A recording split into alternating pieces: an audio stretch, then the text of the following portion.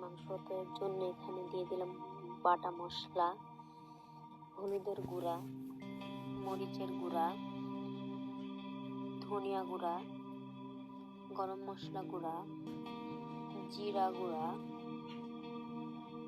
শুকনা মরিচের গুঁড়া এবং কিছু ভাজা পেঁয়াজ। এবার এতে দিয়ে দিলাম সয়াবিন তেল। এগুলো ভালোভাবে এখন মাখিয়ে নেব। মাখিয়ে রেস্টে রেখে দেবো আধা ঘন্টা।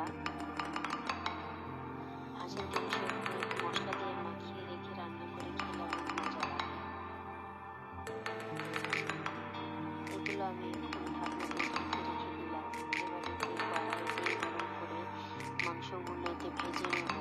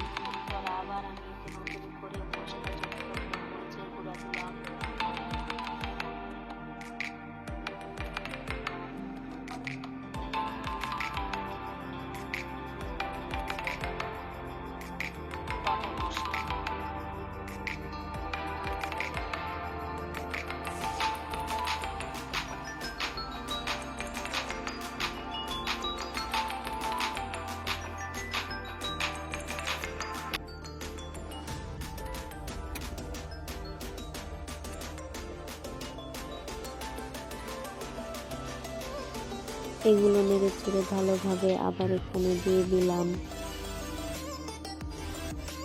তেজপাতা, ধনিয়া গুঁড়া,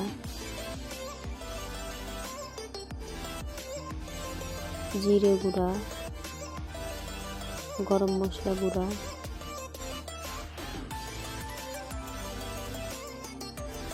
এবার এতে ভেজে রাখা মাংসগুলো দিয়ে দিলাম। ভালোভাবে নেড়ে চেড়ে পানি দিয়ে সেদ্ধ করে নামিয়ে নিলেই তৈরি হাঁসের মাংস। এভাবে রান্না করে খেয়ে দেখবেন, অনেক মজা লাগে খেতে। আমার হাঁসের মাংস রান্নাটা কার কার পছন্দ হয়েছে সবাই কমেন্ট করে জানাবেন। দেখুন কত সুন্দর লাগছে দেখতে হাঁসের মাংসটা। আমি এতে কিছু রসুনও দিয়েছিলাম।